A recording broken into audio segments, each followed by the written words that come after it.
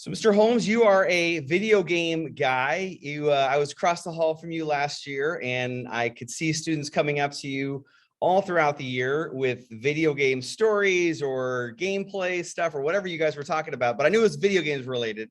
What's your background in video games?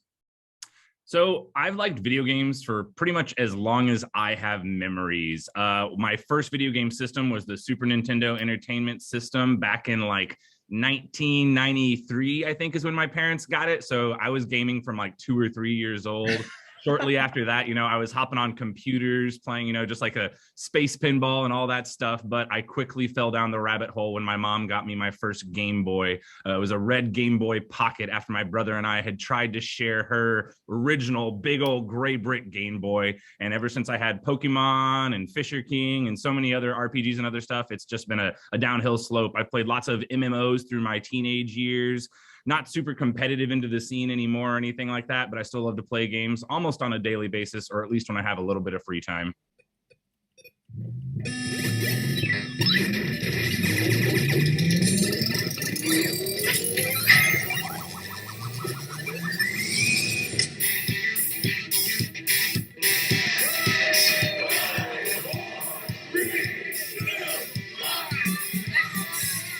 Wii U, PlayStation 4, Xbox One, we're officially in the 8th generation of video game consoles. We made it! If you're as old as me, you feel old, maybe a little creepy. Maybe your back hurts when you get up in the morning. Maybe the other parts of your body just hurt for no reason. That's how long video game consoles has been around. My very first video game console was the NES Famicom.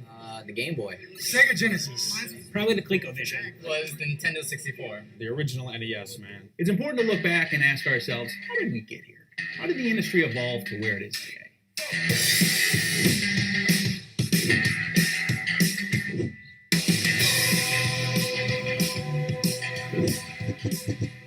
In the 60s, a man named Ralph Baer was working at a defense company in Nashua, New Hampshire, and he thought to himself, why can't I hook something up to this TV to make it more fun? So he got together with two of his engineers, and they cobbled together the first of 7 brown boxes. These were video game consoles, early video game consoles that played simple games. They eventually sold the final brown box to Magnavox, which rebranded as the Magnavox Odyssey. For most of the 20th century, the idea of actually being able to play video games in your house was just a fantasy. You couldn't do it. But not until the Magnavox Odyssey were people actually able to play video games in their homes. The Odyssey itself had a really rough start. It came out and it was marketed incredibly poorly. Odyssey, the electronic game of the future that lets you do your own thing on television. It was brand new technology that people didn't get. The Odyssey was odd, is the best word to describe it. But it was really the Atari 2600 that kicked everything off for me as a home console player.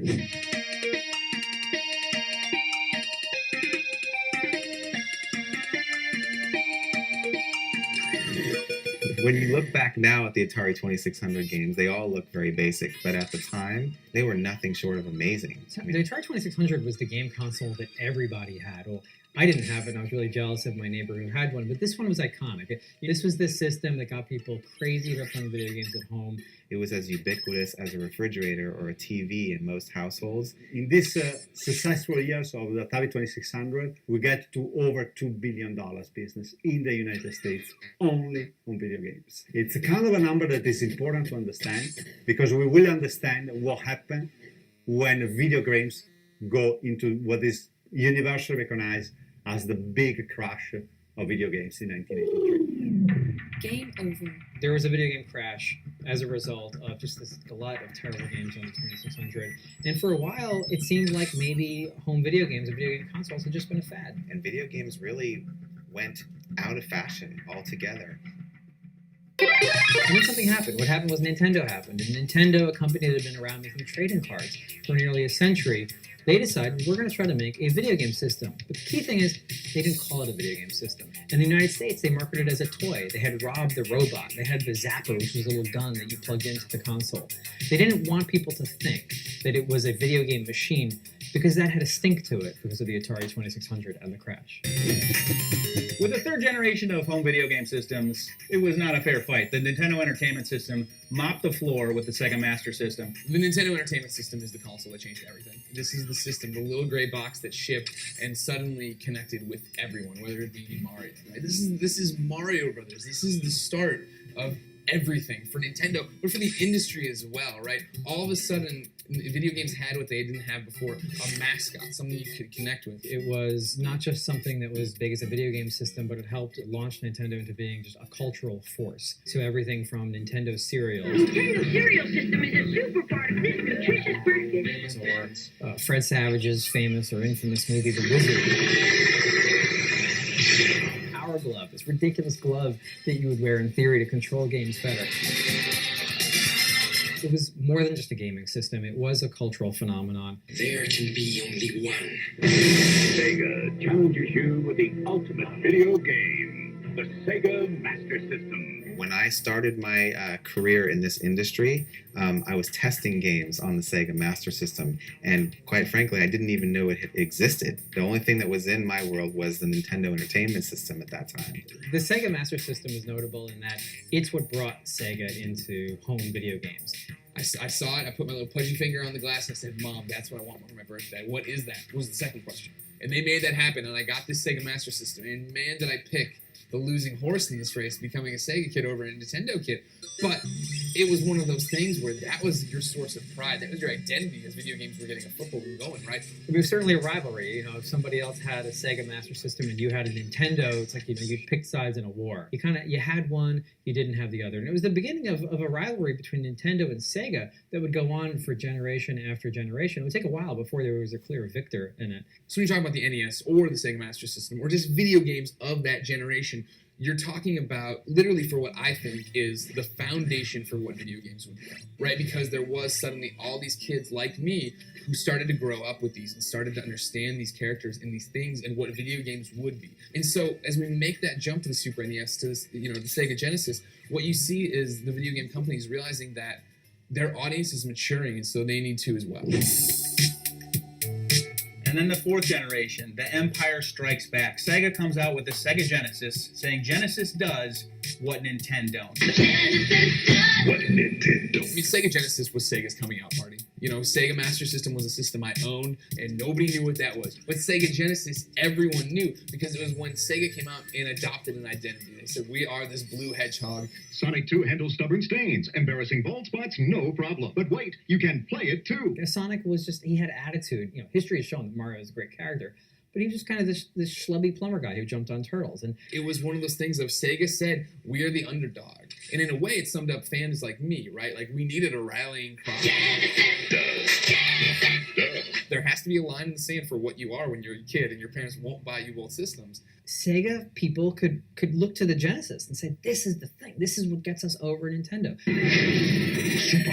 The Super Nintendo was Nintendo putting its foot down and saying, we basically started this home console business and we aren't going anywhere. It's been very unusual in gaming history for any one console maker to have two great platforms in a row. But Nintendo pulled that off.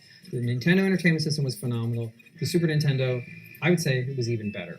It was when Nintendo said we are going to make these things that you loved on the last system franchises. These are things that are going to be here to stay because you love them. Here's another Metroid. Here's the Final Fantasy. Here are all these different experiences that we are going to give you and make this the definitive video game platform for the time. Super Nintendo kind of quietly proved itself out to be one of the best machines ever made. You realize there was no ceiling to what was happening, and 16-bit was our first taste of it. Sure. So games that I'm playing right now, I'm currently playing a MMO trading card game, which is called Legends of Runeterra. So if you've ever played Magic the Gathering, Yu-Gi-Oh, Pokemon trading card, it's sort of like that, but it's just a virtual trading card game instead. So you don't have to go out and spend a lot of money on booster packs and whatnot. I'm also playing through a backlog of PS4 games so I can try and justify buying a PS5. Currently working through Horizon Zero Dawn, which is a post-apocalyptic fighting robot dinosaur kind of exploring the world sort of game. 3DO, 93. Atari Jaguar, 93. Then finally the PlayStation. There's too many players here. There's too many players in the fifth generation. Something's got to give.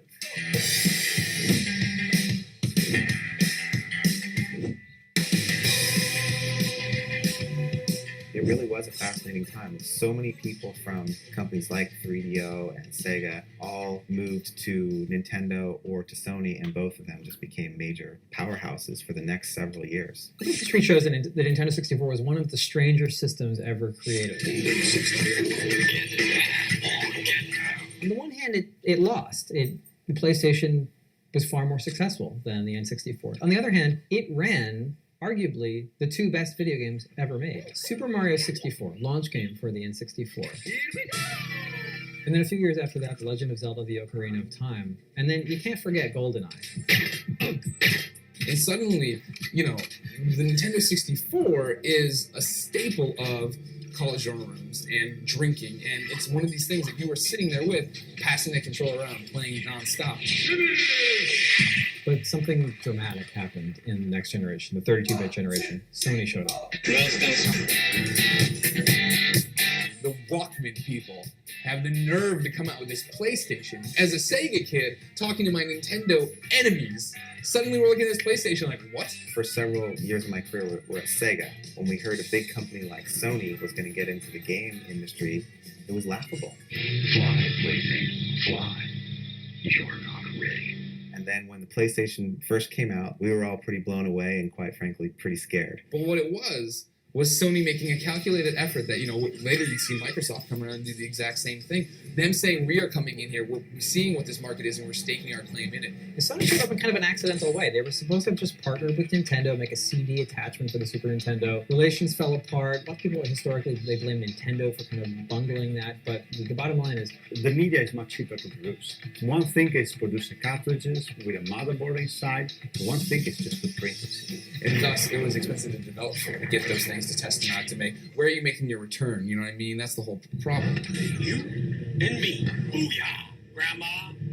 Booyah. The thing that Sony really did that was different is the attitude that they brought to marketing the first generation of the PlayStation. Hey, plumber boy, mustache man, your worst nightmare has arrived. Pack up your stuff. But it was this idea that you should be moving on from whatever kiddie games you played before. There was times when I'm in high school now, and I'm like, I don't know how much longer I'm going to be in this hobby, right? Like, this is cool, and this is fun, and it's distractions, and, but I want something more, and I didn't know what that was. I didn't know what to say. And then one day, me and a friend went off, and we rented some games for this PlayStation I had just gotten, and one of them was Metal Gear Solid. And I put in Metal Gear Solid, and for the second time in my life, video games changed my life. Colonel, what's a Russian gunship doing here? And one of them is on his knees. His name's Otacon, and he's crying over Sniper Wolf. And she's staring up at the sky, dying. Set me free. And I'm tearing up with my other high school friend right next to me, and you get attached to these characters. That's when you get an experience you can't get anywhere else. And the first taste I had of that was Metal Gear. And it was like, just that moment of like, this is it, man. Like, this is...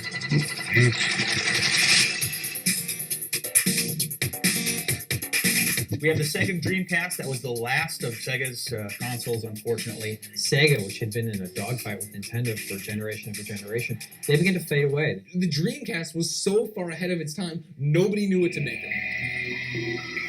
And then you had companies like EA that basically just said, we're a juggernaut and we are pulling support from your console. And, eventually the write-down on the Sega Saturn forced Sega out of the hardware business, and they became a software publisher, which is essentially what they are now.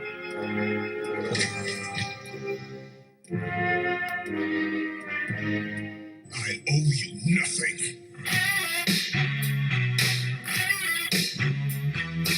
PlayStation 2, considered even as today, is the most sold video game console in the world.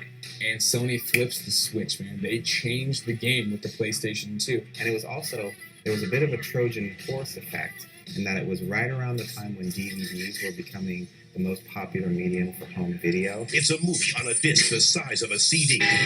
The same way that back in the old days, Nintendo kind of had every game you needed to play with maybe one or two exceptions. PS2 was that system for the sixth generation. Your torment is just beginning. Then you talk about, okay, PlayStation 2 is where God of War shows up. Then Metal Gear continues to evolve, right? Again, all the games I've just mentioned are exclusive to the PlayStation 2. Sony is swinging like Mike Tyson against your grandmother. You have a problem? Turn off your station. And again, they're the young kids on the block. Right? And then, Deja Vu comes a knocking, and here Microsoft suddenly announces they're going to make a system. They're going to make this Xbox. The Xbox was not a great console. It was a good first step. Microsoft comes out. They know they're going to take a loss on the Xbox. They take a horrendous loss. They're not making money on it. But Microsoft is so in the black here that they can just say, okay, we'll do this. Microsoft was the Windows company. It was weird enough when Sony, the people who made your television, were going to make you a game console, but at least they made a thing. And they give you this gigantic black box and this gigantic controller, and you're like, what the hell is this? This thing is a bomb. What's Halo? That was it for them. That's all they needed. What was Halo? This is gonna be your lucky day. There's the Halo, obviously. There's Fable. You're talking about Knights of the Old Republic. Like, they're saying, we're going to get you good games, and we're going to put on them in yellow text only on Xbox. Hello? Then Nintendo comes out and they said, all right, you guys love the N64 so much. Let's give you the Nintendo GameCube. If I remember correctly, people laughed at the GameCube. I mean, it was a purple lunchbox with had a handle on it. And I appreciated that because I thought, game consoles previously were meant to be tucked away, hidden, not seen. But Nintendo found itself in an odd position in the beginning of the 6th generation because a lot of gamers, they wanted Nintendo to fight back. They felt like Nintendo had taken its lumps from Sony, from Sega. Face it, Nintendo. You weren't worth waiting for. And again, they had lost before they began on this one. Remember, we only have this small group of franchises that we really love. I'm sure other people will come program for it. They did not. No one decided to come make games for them. A lot of that focus had gone on to the PlayStation 2. That really is where the industry had shifted over to. But this was the beginning of a change, where it wasn't so much just about how good are your graphics or how good are your games, but what else can your console do? Now you are in charge of the gaming. I saw the sign in the hallway and you do some of the gaming stuff, correct? That's a gaming club, is that right? Yeah, specifically the esports club, not to be confused with Mr. Alex Holmes, who is the sponsor of the gaming club. Okay. I do esports specifically. Esports specifically. Okay, great. And that's a great different kind of perspective because he was a little bit more of some of the other types of games. So this is really going to help us. So tell me, what's your background in video games? Like, how long have you been a gamer? What, all of that, what created your passion for it? Well, I mean, I guess I've kind of been a gamer really my whole life. I remember my first kind of conscious experience with being kind of enraptured by a video game. I was just a really little kid and my older brother had a Sega Genesis, and just seeing him play the original Sonic the Hedgehog, I just remember being blown away at the concept that when you press the button, it immediately does whatever that action is on the screen. And so I guess to kind of, try to analyze my child self, I think kind of just that immediate feedback was just very captivating, and it just kind of grew from there. Like as I kept playing, I fell more in love with it, and until you see the person you see before you today, I've really been gaming my whole life.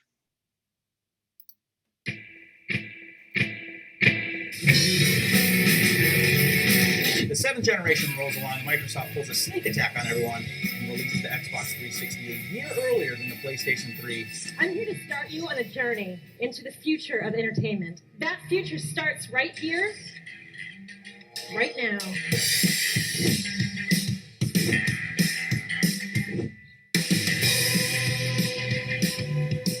So a year goes by with Xbox 360 being the only next-gen HD console on the market, and people start going to it.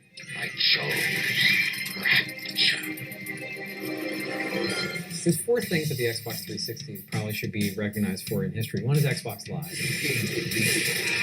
Double kill.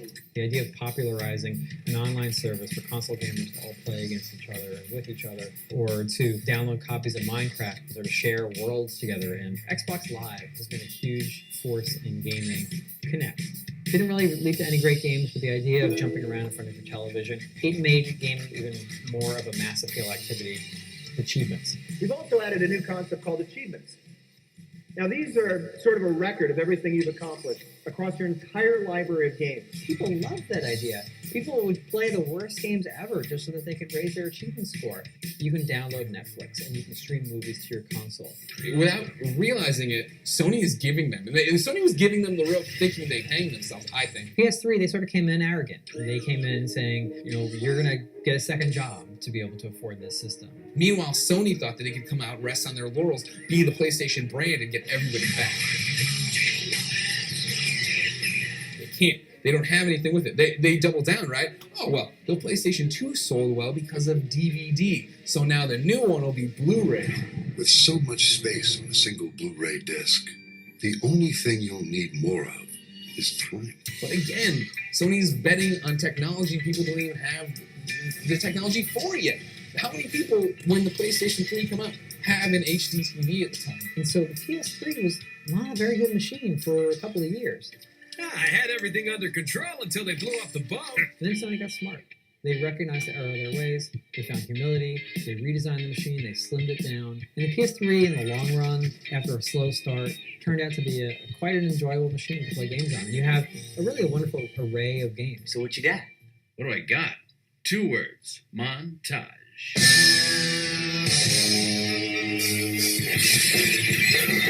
Now all this is happening. The HD twins are colliding, duking it out. Sony is losing. And again, in the background, there's these other kids lining up for a Wii. We would like to play.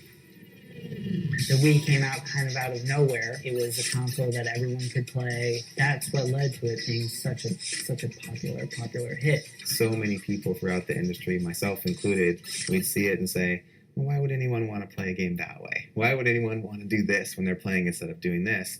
And it just took the world by storm. This was the biggest Trojan horse I think anyone's ever pulled off. Nintendo sold it to the gamer, but they brought it in with this Wii Sports game that they knew people would come in and see and get blown away by. And that's what you see these articles right of, oh man, every retirement home's got a Wii now. People love bowling, we have this, blah, blah. At this retirement community in New Jersey, you'll find cards, music, but the main attraction here is video games. For more than a year,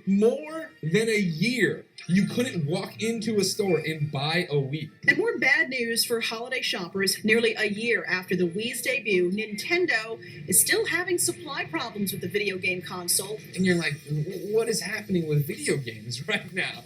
That there are these two expensive HD devices literally destroying each other, and then over here, sprinting away from what everybody else is doing, Nintendo is winning. And now, granted, they didn't pay out to gamers in the end, right? They loved it. They sold a ton of them, but they used it primarily to do one thing, was to play Wii Sports. This brought me back to the old days before the Atari 2600, where everyone just had Pong machines. You're watching the most exciting game you will ever see on your TV set. Where you just hook this thing up to your console and it could do one thing. It could play Pong. Suddenly, third-party developers see, look at how many units are in people's houses right now. I'm like, let's make just stop what you're doing, put all of the crazy-ass mini games you can onto discs, and let's get them out to these Wii families. People want to play bingo. People want to do this. And suddenly, like, there's a glut of Nintendo Wii games, and a lot of them are shovelware. Cruise around the world as you perform tons of different dance moves. And you get this bad taste in your mouth that, once again, Nintendo is only playing with the toys in their sandbox and alienating everybody else. And so the 7th generation of gaming is not just important for gaming, but it's also important for how much more these consoles proved that they were able to do. It really became a generation of entertainment as much as it was about gaming.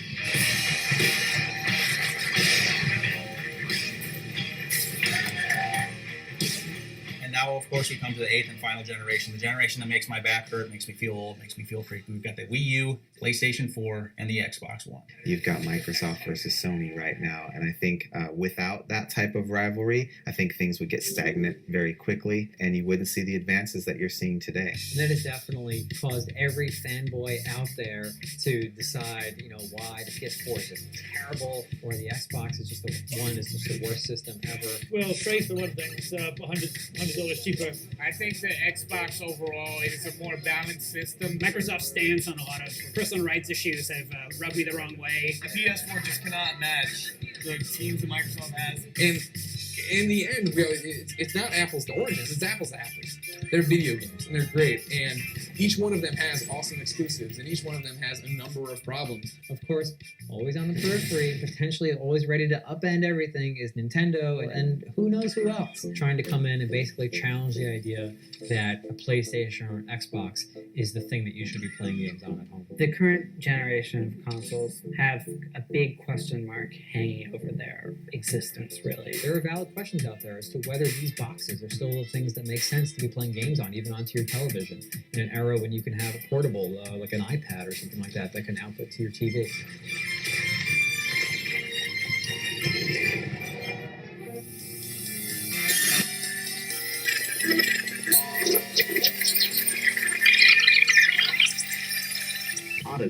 So, games started off as toys for kids to machines that have created an experience that I think people recognize as a fundamental part of American and world culture. You can compare us to other popular forms of entertainment and see the same fights even, right? Dee Snider testifying in front of Congress for freedom of speech. Clear evidence of Twisted Sisters music being completely misinterpreted and unfairly judged by supposedly well-informed adults. Suddenly, video games have to do the same thing.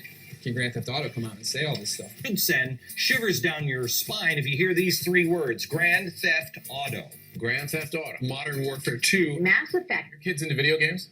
No. Okay, that's a good thing. You're starting to see an era where even the way games are rated by the press is starting to become more and more similar to the evolution of how films have been rated. And now you are seeing a generation of people who have been raised with video games in their living rooms, in their lives, on their phones, every day of their lives. Video games have been around long enough now where we're at the tipping point. And when we're all dead and gone, people will be looking back on video games like the most important type of entertainment that ever existed, because it was interactive entertainment and it wasn't passive. Imagine the generation right now who their first video game console is the PlayStation 4, is the Xbox One.